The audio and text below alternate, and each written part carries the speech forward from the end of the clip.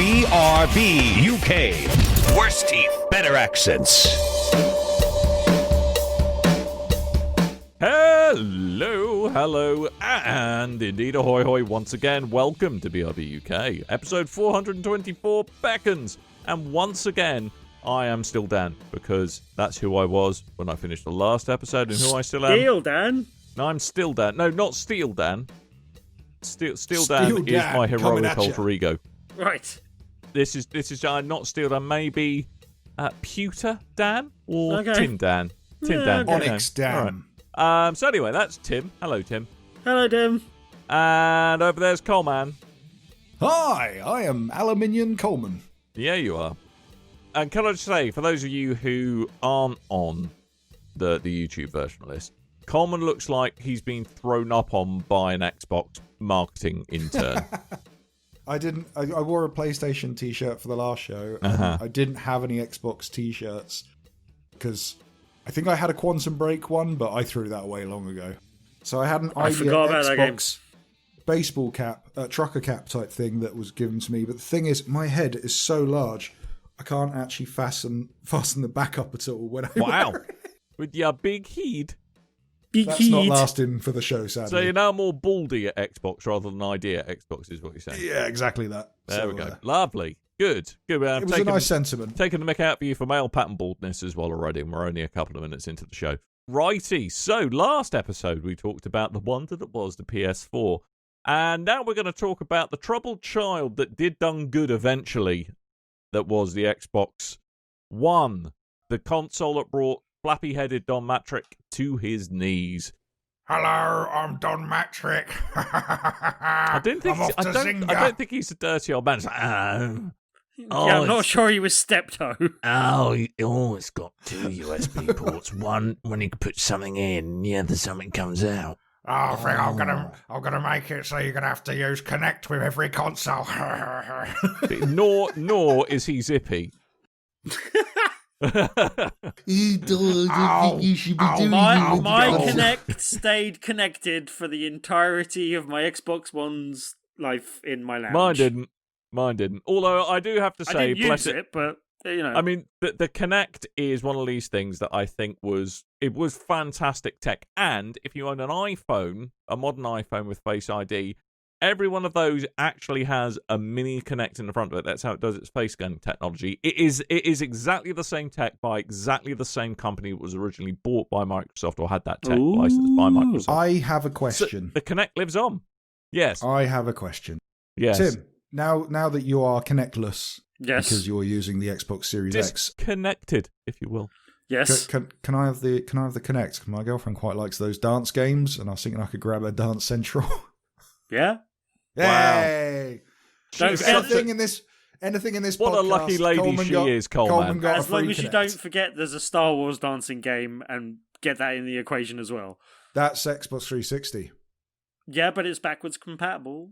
Is it? Yeah. Okay. Yeah, it should be fine. Right, we're going to talk off camera. Let's do that. I literally now have one lying around. I've set up the Xbox One in my bedroom to have that in there, so I don't have any room for the camera, and you can have my Kinect gone. That means I can use the really bad Hulk Hogan Kinect game that Ed sent me. Yes. Yep. Well, I mean, I have to say, and we'll move on from the Kinect after this, but I do have to say the Kinect was a very cool bit of kit, but was woefully underused, not used in the right way on the Xbox One platform. I think you could argue it woefully underused. I think some of its best implementations for me were with the voice tech side of things.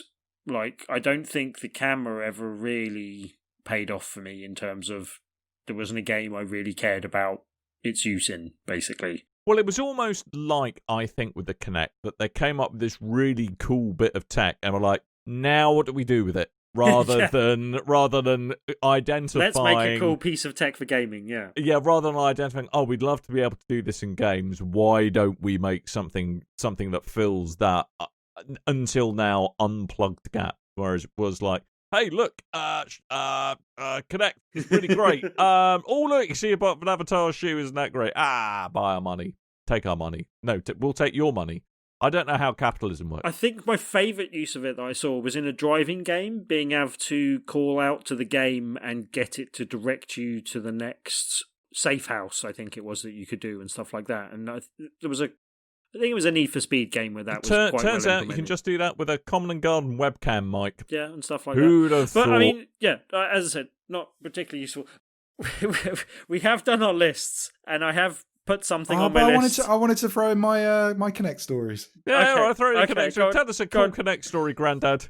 The two worst implementations of the Kinect that I have witnessed firsthand is number one on the 360, the Forza Motorsport 4, I think 3 or 4, where you could drive by pretending you had a steering wheel in your hand. Terrible, barely worked. Don't do that. The other one was the Fighter Within, which I ended up in A&E with a torn groin. So trying to do a roundhouse yeah, kick. I remember that.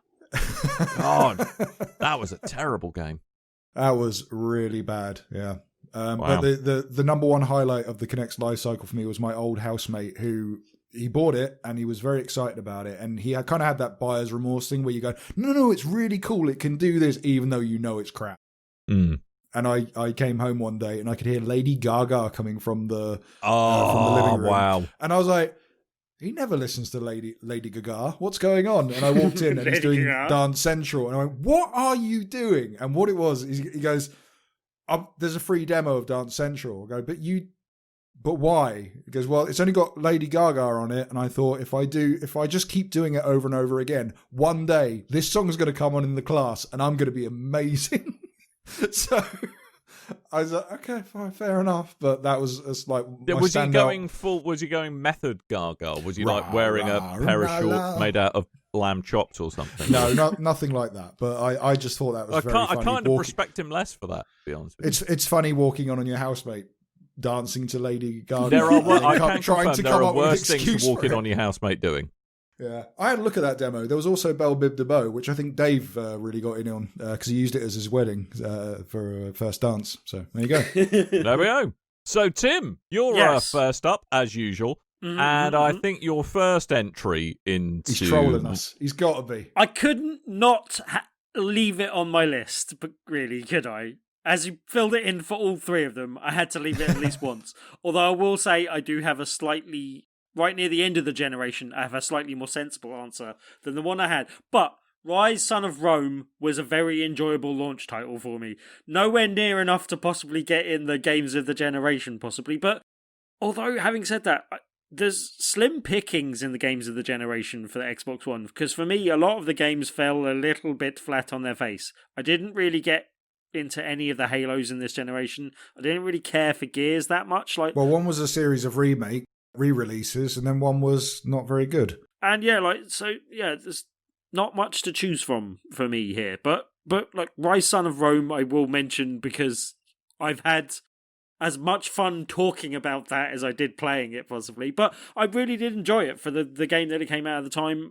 We don't get many games set in Rome, possibly, from a Roman perspective. And yeah, I quite like that is era. A niche market. That is niche. No, we have had games set in Rome, but from an assassin's perspective, not from a Roman perspective. Tim, I'm gonna let you in on a little secret about Ryse, Son of Rome. It's a terrible game. We have been making fun of you for this about it being a bad game, and you like bad games and that. Me and Dan, every single night since this game had come out, we've been playing it on multiplayer, and we just don't tell you.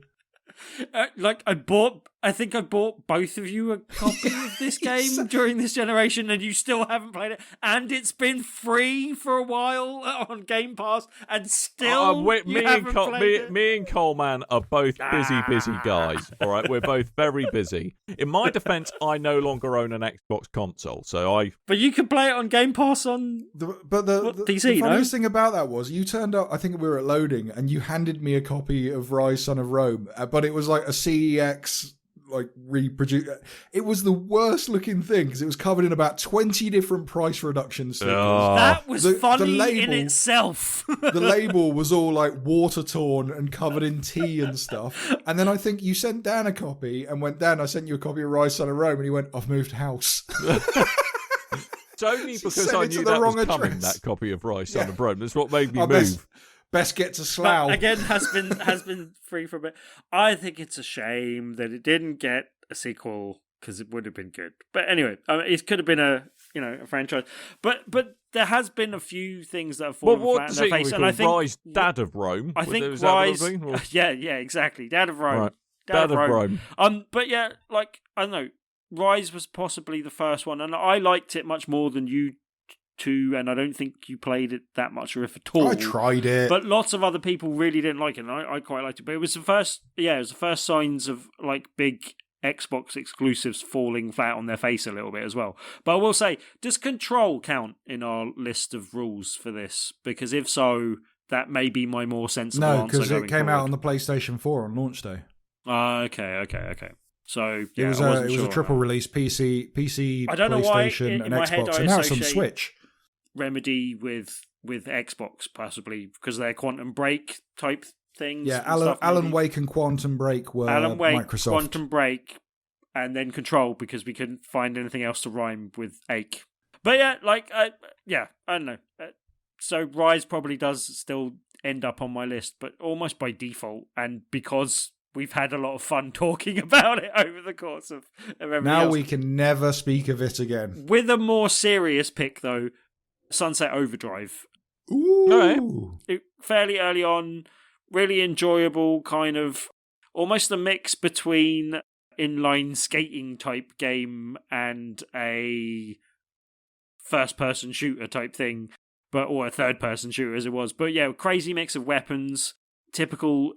is it Insomniac that made it? Yes, Insomniac. Yes. I always get confused, but Insomniac made it, yeah. And yeah, typical kind of arsenal of fun weapons that they generally come up with. It's weird having, an Insomniac game as an exclusive on Xbox, but this was definitely a really good one, slightly undervalued, and something that you might be able to still mess around with on Game Pass if for some reason you skipped out on this generation. I think it'd be one that's still worth going back to, because even though some of the appeal came from the graphical style in some ways, I think the graphical style will hold up a little bit. And there was some bells and whistles with the kind of firework kind of effects and stuff like that maybe not as impressive as they were. But I think the actual gameplay will still hold up and will still be fun, because that was the real core, real good part of that game, I thought, basically. This got a PC re-release Yes. not too long ago, didn't it? And yeah, I really need to... I keep re-downloading this on... Because I've got it on Xbox One. I keep re-downloading it for PC. This is on my list as well, so we'll just knock that on the head.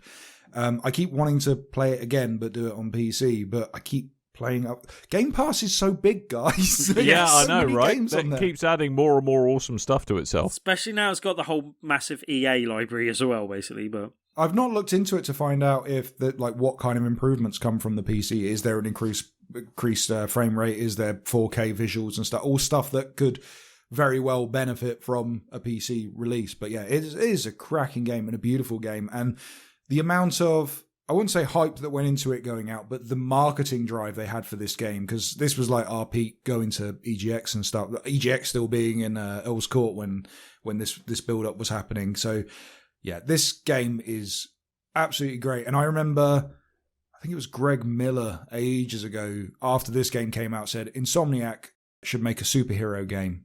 And they ended up with Spider-Man. Which initially, I think he said Sucker Punch should make a Spider-Man game as well. So there you go. But, 1 out of 2 ain't bad. it's all right. I was pleased with what Sucker Punch did instead, so that's fine. Yeah, that's all right. But yeah, really good, enjoyable and game. It washed the bad taste of Fuse out of everyone's mouth. Yeah, and I thought it was a shame, because Fuse had some good ideas and possibly a bit underbaked, but I thought that deserved a bit more than it did, but then...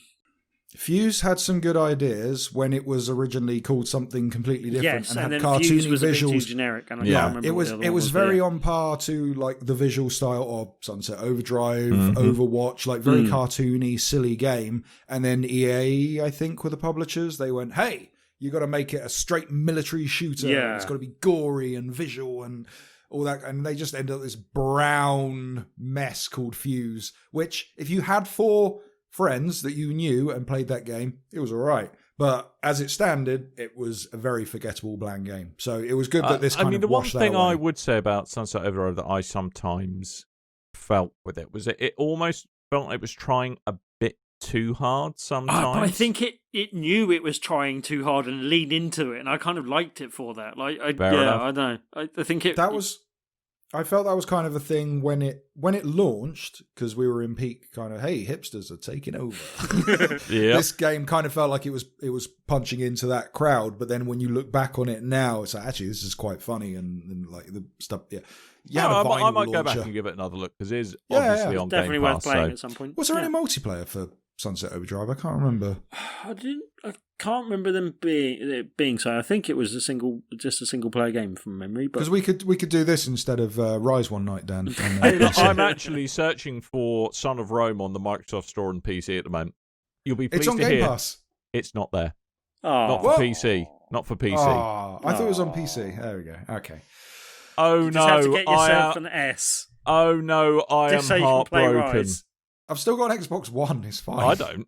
Yeah, tell you what, Coleman, play it twice. Once for me. Well, you can have Tim's Xbox One. I'll have his Kinect, and we're all. I don't think that works. I think Tim's Xbox died.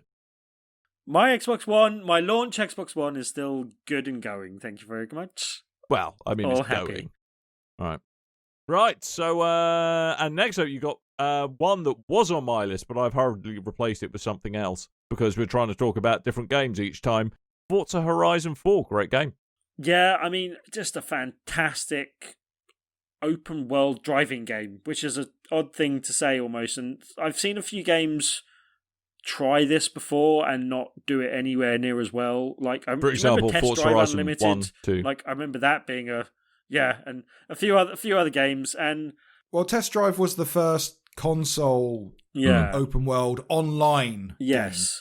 Looking at you, the Crew and as well. And then there was the Crew, and then there's a few other things that I haven't done. Burnout Paradise did it. Forza Horizon 4 was not only, like, there have been other good previous Horizon games, but I think for the setting being in the UK especially made it, a particular highlight. But then also it's just a fantastically realised world, really enjoyable driving, some like extra like fun events where they're clearly like, yeah, it's not really a very hard race. This is just fun. Go have fun, kind of thing. And what actually works as well, especially when you kind of since it's a constantly, although you can disconnect from the internet and just play it with just you in the world if you wanted, but the changing seasons actually surprisingly keeps it pretty fresh. I found. And the world is genuinely very different. It's like kind of your stereotypical spring day, your stereotypical summer day, autumn day, and winter day with like all the different kind of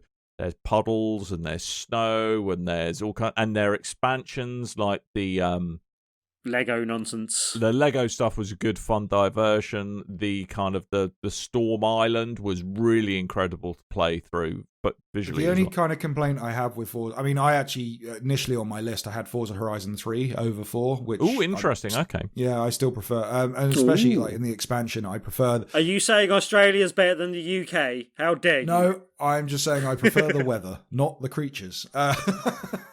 But the expansion in particular, like the Hot Wheels stuff, I preferred over the Lego stuff. The Lego stuff just wasn't really taken with. But the seasonal stuff, that kind of got on my nerves in comparison to the other game. I got way more into 3 than I did 4, basically.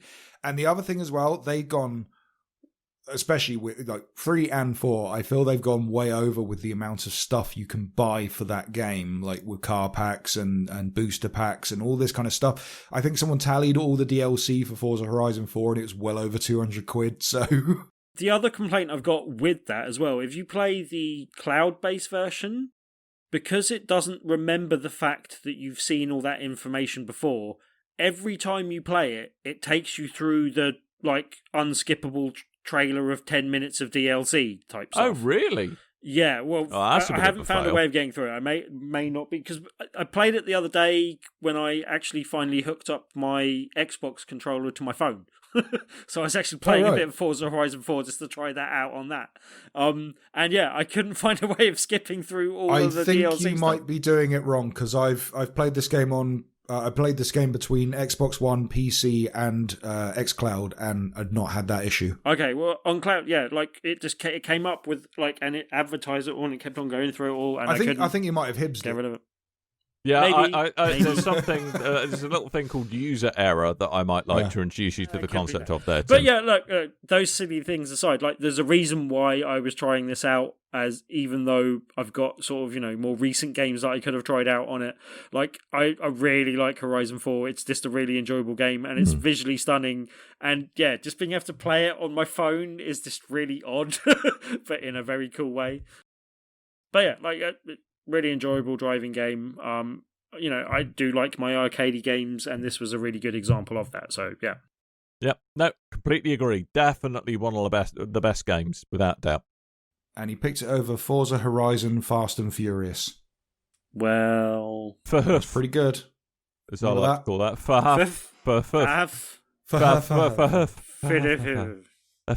My picks. So originally I had Sunset Overdrive. Just a quick switch out. I'm going to put in the recent Battletoads release. Okay. Because okay. I really enjoyed that game as a beat 'em up playing on my own. I have not tried it in multiplayer yet because I think it's still there we go. That's only. probably why it was all right. And it's not my girlfriend's cup of tea. But yeah, playing it on its own as a throwback to Battletoads, I found this better than the Nintendo Rare games, only because everyone who used to play Battletoads thinks they like Battletoads.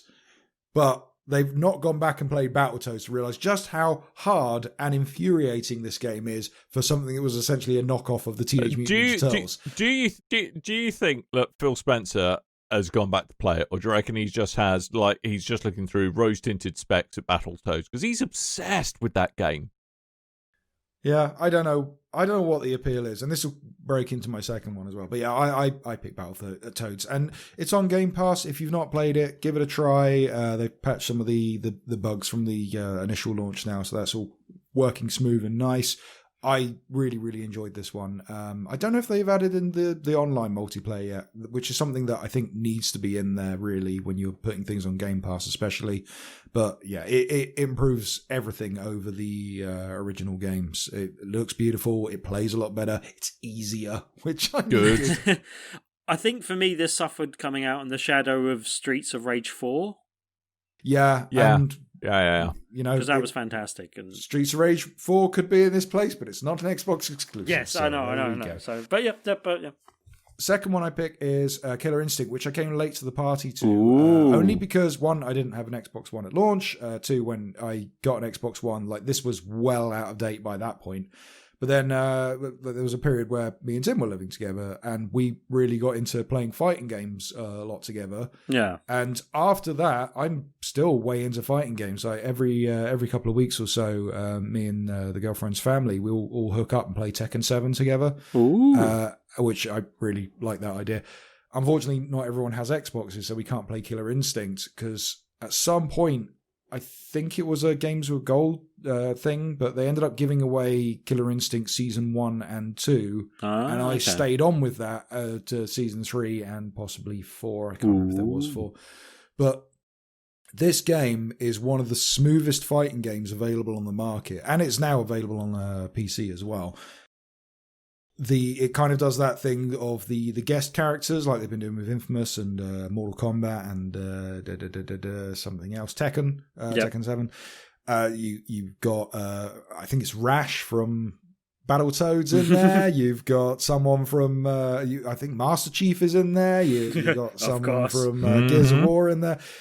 This game is a smooth and awesome fighting game, and it was kind of marred at launch because the way they did it is they went, here's a free game and you get 2 characters. And then if you want any of it, you pay for the individual characters.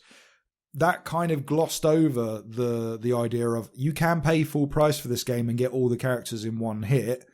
Here's another option for you. You could try it and then buy them piecemeal as you wanted. But everyone kind of focused on that with all the negativity surrounding the launch of the Xbox One and the build-up of the Xbox One and went, they're turning console games into mobile games. And I do think that kind of devalued the full-price game a bit, though, as well, no?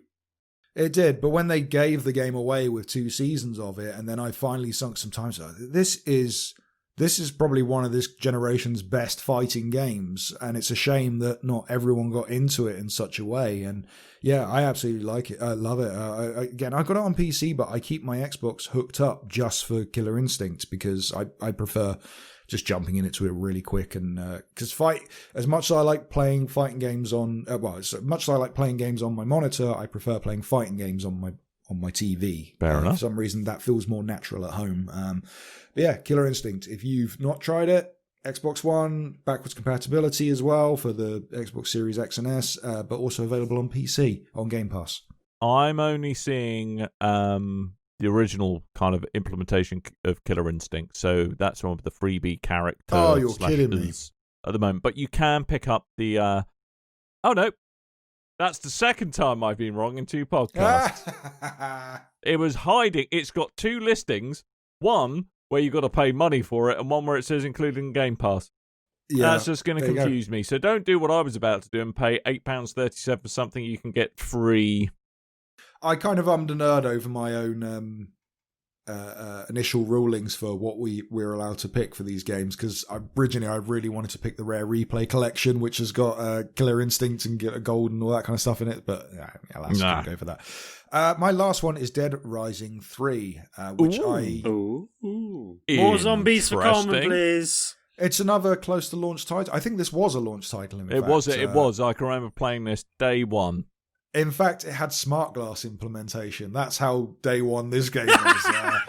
And it had some totally bizarre Connect functionalities. I can't quite remember what it was. I didn't know the Connect stuff because I never had mine connected. I got mine without a Connect. So and then I borrowed one for a bit and never used it with Dead Rising 3. Dead Rising 3, it's interesting because the first game, the second game, the 1.5 game, whatever you want to call it, they're all very similar in scope of there's this mad world that the story is taking in place in.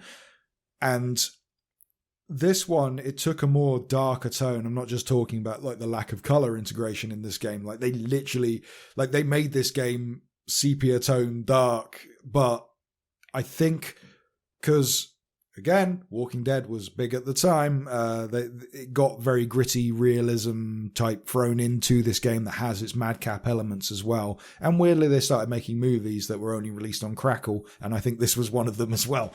Yeah. But yeah, Dead Rising 3, it went in this new direction for the series, and I was really looking forward to more of this type game. Unfortunately, they went to 4, and it was buggy as all hell, and they've ended up closing the studio and all that kind of stuff. But and there's a couple of interesting documentaries you can watch on YouTube, and they talk. The studio basically tried to build off 3 into 4, and then Capcom Japan came down and went, no, make 1 and 2 again, and they did that. So that's kind of what happened there. 3, the way they built on the crafting mechanics, I felt the writing was better. Even the smart glass integration kind of worked in the way they worked in this game. So previously in Dead Rising 1 and 2, you talk to people on the radio comms. It pops up on the screen. The way they did it in the game was you could connect your phone up and people would phone you, and you could pick up your phone and go, hello, and then you'd hear them in the game. I'm in a zombie apocalypse. Rubbish. It's so stupid and not needed, but it kind of worked. At least I think that was one of those things. It was so dumb, it was fun. Yeah. And at the same time, PlayStation's got voices coming out of its controller. Like you could literally use your mobile phone. Yeah.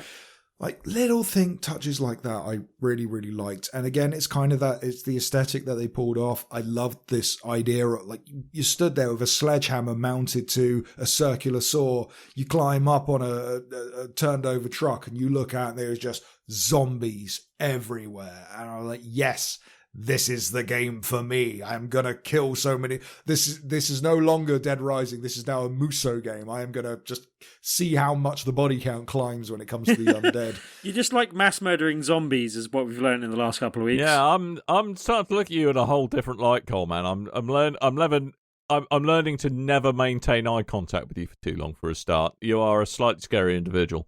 Also, I'm glad you're not in charge of dealing with the coronavirus response, because otherwise we might all end up on the wrong end of a chainsaw. That's all I'm saying. We were literally, me and the girlfriend watching Walking Dead, funnily enough, last night. And it's like an old episode. And there's a point where like a little girl has killed another little girl, like her sister. And she went, what would you do in that situation? I go, probably shoot her. Why? I go, well, she's crazy. You can't integrate her with other people now. And we haven't got like a mental asylum or something to chuck her in these days. We're in the zombie times now. Shoot her in the head. Done. Woman shot her in the head. I went, boom! Predicted it. So, yeah, that's quite fun. Wow. Look at the Coleman flowers. making the difficult moral choices yet again. Yeah. Dead Rising 3, really, really like it. It's a shame that the license ended up the way it did and the studio ended up getting shut down, Capcom Vancouver, because they had some really interesting ideas going forward. And I look at what happened for Dead Rising 4 on, I've given them a shout out a few times on the show. Look up on YouTube and watch that video. It's really, really good. And it's a really telling look at what went wrong with the series. But 3 going the right direction, 4 killed it. Lovely. Dan, what have you picked? What have I picked? Well, mine are a bit generic because I was kind of... That's okay. I don't know. It's okay. Apart from the last one of my 3, I don't think these were necessarily standalone amazing things, but I think they were a nice addition to the franchises that they're part of. Okay. So, first up is Gears 5, which, it's more Gears, but thankfully it turns out Gears is actually a pretty fun, enjoyable game in and of itself. Yeah. And again, it was a bit more of the backstory was delved into here. Some of the areas which you travel through. There was a bit of kind of seeing a different side of Marcus Phoenix. It was a good, fun, well orchestrated kind of roller coaster ride of a game, and I don't mean that in an emotional roller coaster kind of way. It was just like you're along for the ride. Gears is really, frankly, quite linear. There was some random open world stuff, but by and large, it was you start here, you go there, chainsaw a bunch of Muppets along the way if you could. That'd be splendid. Oh, look out! There's a big thing that's just erupted from the ground. Probably need to do something about that. I want to see an expansion or mod of this game now where you do actually chainsaw Muppets. Actual Muppets. Kermit, That went places. Piggy. Yeah. Wow. Okay. Well, have you guys seen the improvements made for the Series X and S? No. Does it make it more shiny? No, you can now play the game. So they added Dave Bautista, the wrestler, right, yes. Drax the Destroyer. He was in multiplayer in the release of this game. Well, they added him later into the game, but you can now play the entirety of story mode, swapping out Marcus Phoenix for Dave Bautista. Cool. Playing nice. And he's even re-recorded all the voice lines and wow. stuff. So do you think bizarre. They're setting up for a Gears movie starring Dave Bautista? I'd watch that. Yeah, I'd watch that. I would watch that in a hot minute, definitely. It's interesting. I picked 4 initially over and then when you picked 5, I went, do you know what? I'll lock Gears out of my list. It's it's also reminding me that I could have picked Gears Tactics possibly as in you would have been wrong. I really like that game. Like, have you played it since they put the Jack content and stuff? No, I haven't. Okay, because I haven't played it without that content, and I realised that in retrospect of our conversation when talking about it on the show, and it may make an entirely different game. You may want to go back and have another go. I'll give it another look. Yeah. I should give it another look. So, yeah, because I really like it. I need to jump back into Gears 5 because I kind of dropped off pretty close likewise. at the start of this. I remember, because if you bought Game Pass Ultimate at the start, they basically gave you the Ultimate Edition of this game. And if I remember rightly, I think that's playable without Game Pass. It's literally a gift. So I need to jump back into this. I'm but confused I on something really with 4. Gears at the moment as well. They keep on having the different... Here's Season 4 and Season 5, I think, came out recently. And multiplayer. Yeah, is that... But is that something you have to download separately for the multiplayer, and is that separate from the single-player portion of the game as well? Yeah, the multiplayer... It seems to be, yeah. The multiplayer, so it's usually... It's just new content that's surfaced to you when you log in, rather than... Because it seemed to be a separate download, that's what confused me. But anyway... okay. Yeah. All right. So that was Gears 5, not Gears of War 5, Gears 5. Okay, get it right, ladies and gentlemen. They've dropped the of War. Yeah. They've left that to God. Also, Gears of 4 had the amazing Marcus Phoenix moment of, my tomatoes. which you don't get in 5, sadly.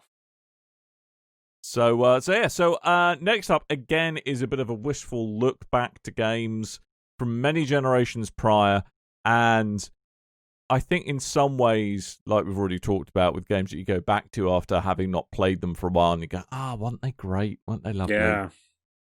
Halo Master Chief Collection. Turns out Halo 1 handles like complete bum these days. Yes.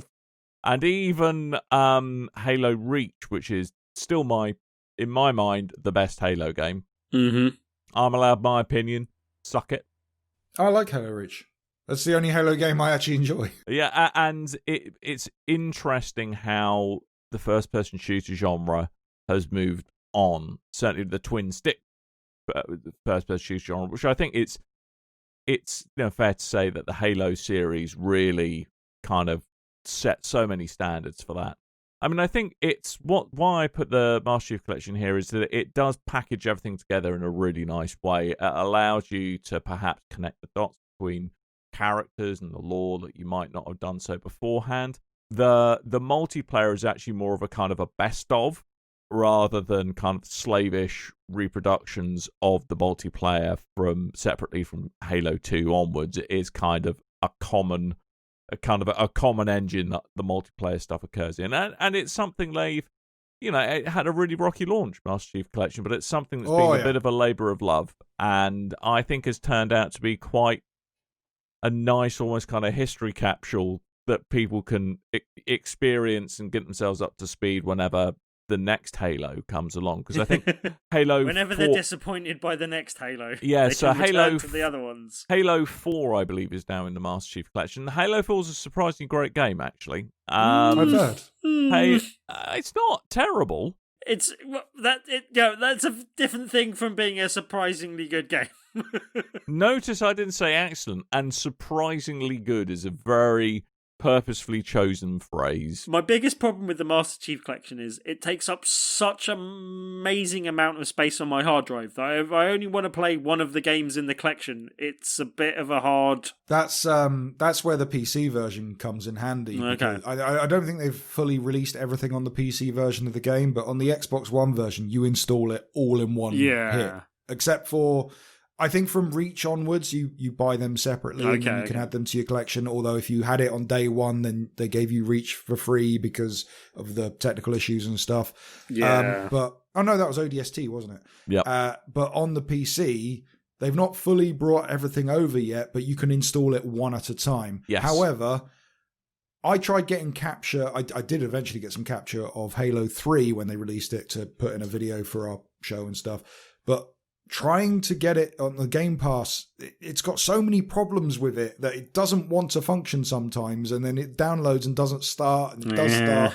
Like, there's still technical issues because of the bridging between Game Pass and the game. I mean, just to slightly correct you there, actually on PC now it has got all of the bits of Halo. It's got all of them now. So it's got Halo 1 through 4, it's got ODST, it's got Reach, and it's got all of the bits you need for Master Chief related funness.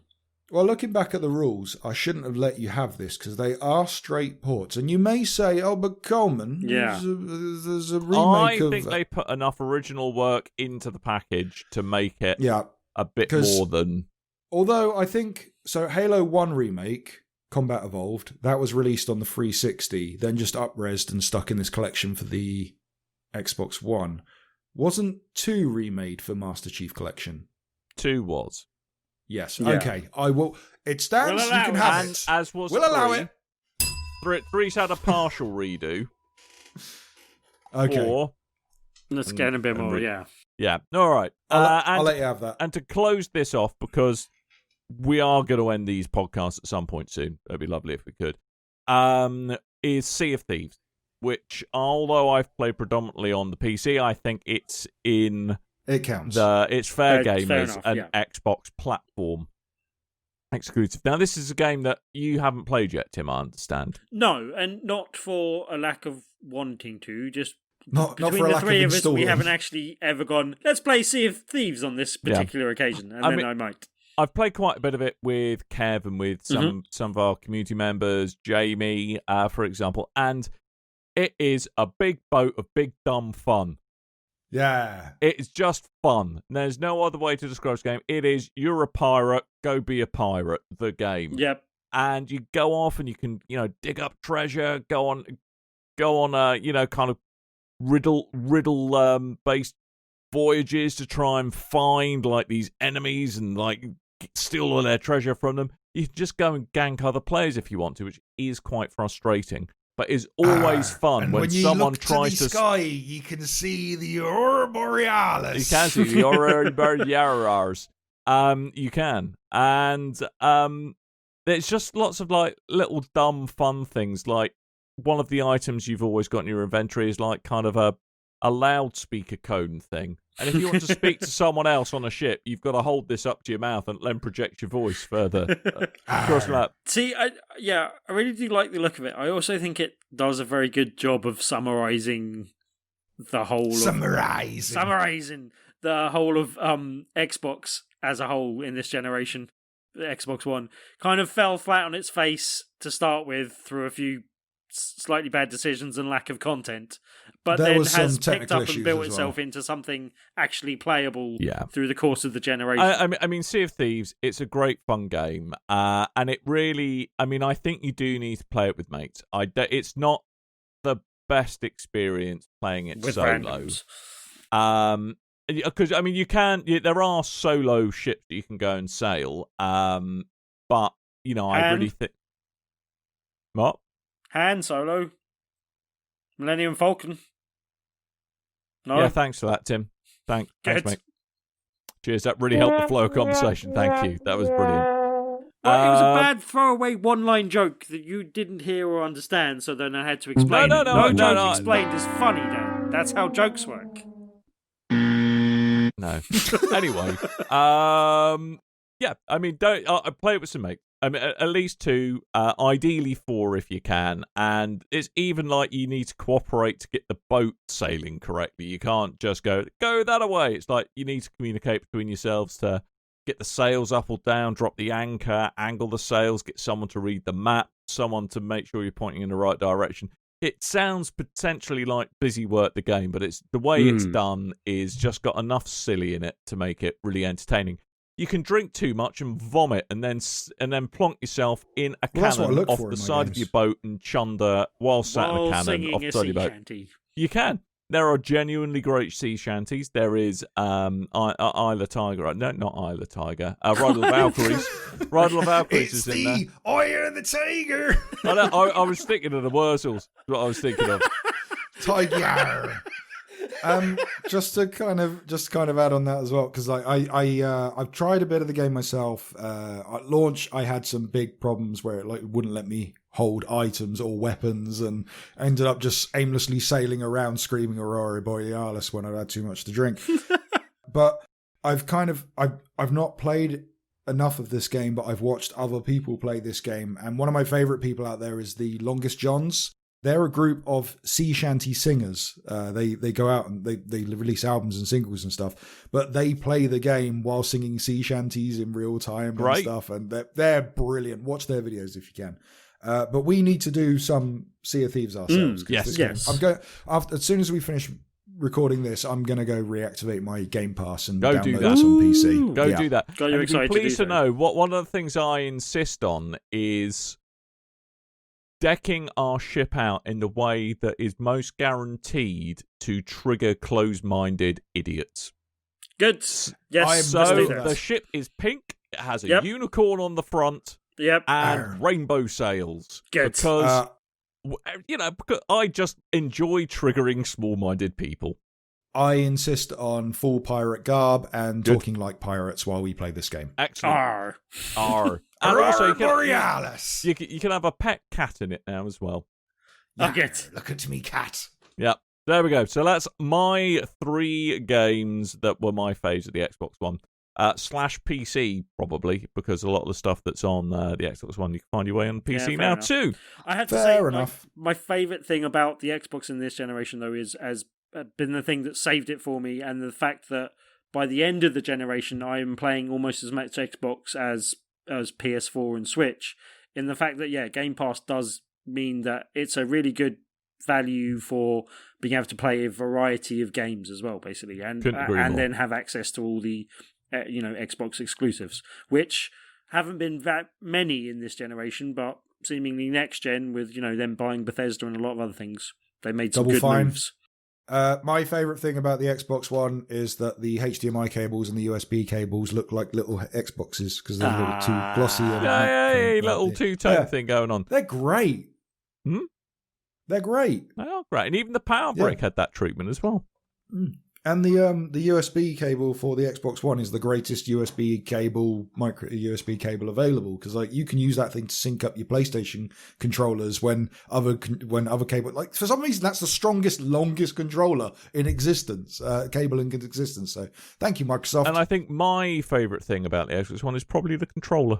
Yeah, I have to say, in this generation, they had an advantage over PS4 for driving games in particular, basically. Yeah. But that the triggers were a lot better. That's one thing that's evaporated going into next gen, I think. But yeah, I still prefer the DualShock 4 over the Xbox One controller, but comparing the first iteration of the controller to later iterations of the controller, it does feel better, and that has now become my PC controller because I need it. Yeah, well, but PS5 takes it up a notch again, I think. So yeah. Anyway, sounds like, Tim, you're getting off topic, which is usually our sign to end a show. So that's your... Phew, I thought you were going to say end me. Well, that would be lovely as well, but because of Tier 4, when we're recording, I can't do that. Watch out, Tim, above you! And I don't think I can't claim you as part of a support bubble if I'm coming over to bludgeon your vocal cords out your neck. So you're supporting me. Yeah. So anyway, so that is your lot. Normal service with normal shows will resume next week. And goodness knows what's going to have happened by then, because we're recording this many weeks beforehand. And Brexit will have taken place by the time people are listening to this. That's a scary God, prospect. we almost got through 4 shows without mentioning that. Jeez, God knows what's happened there, seriously. We could all literally have starved to death by the time this show comes out. So that's a good thing. Yep, excellent. So hopefully not. So anyway, that's your lot for 2020 and that console generation. So let's see what 2021 has in store. So before you hang up your podcast at listening accoutrements, you should go over to www.BigRedBarel.com or twitter.com/BigRedBarel, facebook.com/BigRedBarel, or twitch.com/BigRedBarel TV, because occasionally, and I mean very occasionally, there is bits of streaming that happen there. But where you should really go to is our Discord server, which you can find a link to on the front page of BigRedBarel.com. Come say hello. We're nice in there. Discord server. Tell Coleman, So,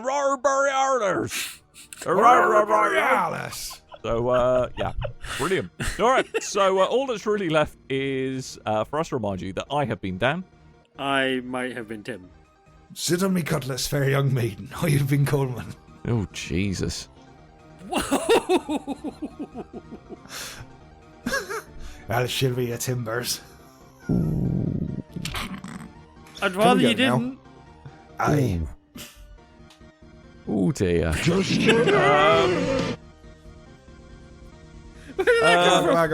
on. Right, thanks, Coleman.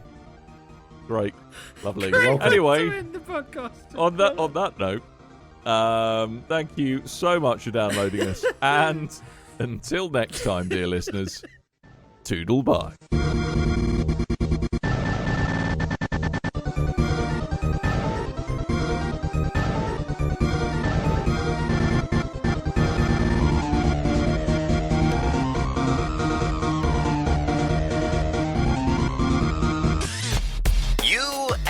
Ears are quite welcome for the podcasting goodness that you just heard.